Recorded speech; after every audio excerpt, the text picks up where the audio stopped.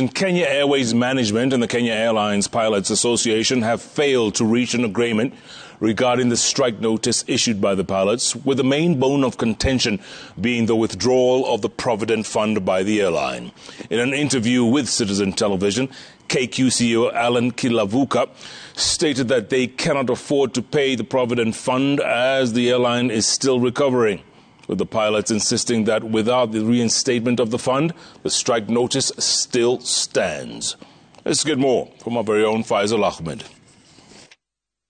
A meeting yesterday between Kenya Airways senior management, KOTU and the Pilots Association failed to resolve the industrial action strike notice issued by the pilots after the pilots insisted on the reinstatement of the Provident Fund, which was closed by KQ following the COVID-19 pandemic.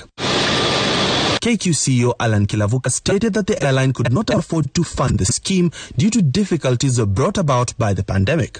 However, the pilots maintained their hard stance, stating that the industrial action notice will stand without the fund in place. The pilots are requesting or asking, in fact, they are demanding that their fund be open. And we have no problem with that because it benefits all employees. Our only caveat is we are going to do that when we can afford it, because it's a good thing for employees.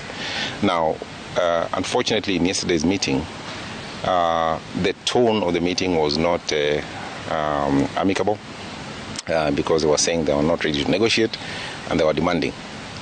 Our request is that we should be open to discussions so that we can forestall any eventuality. And it's important for us to continue the recovery process of the airline. Kilavuka stated that the hard stance by the pilot would reverse the gains made by the airline post-COVID-19 if they were to go through with the strike. He stated that the airline is focused on paying dues owed to employees for the last 2 years as a result of pay cuts which the airline was to carry forward. If there's a way that we can meet these demands, we will. But if there's no way that we can meet this demand, we need to talk about it.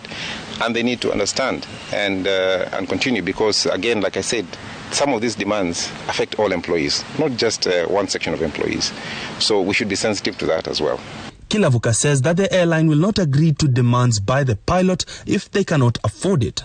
The Provident Fund demanded by the pilots is a payment of monies in lump sum and other similar benefits for employees when they leave employment. The 2-week strike notice by the pilots is set to lapse on the 4th of November. Faisal Ahmed, Citizen TV.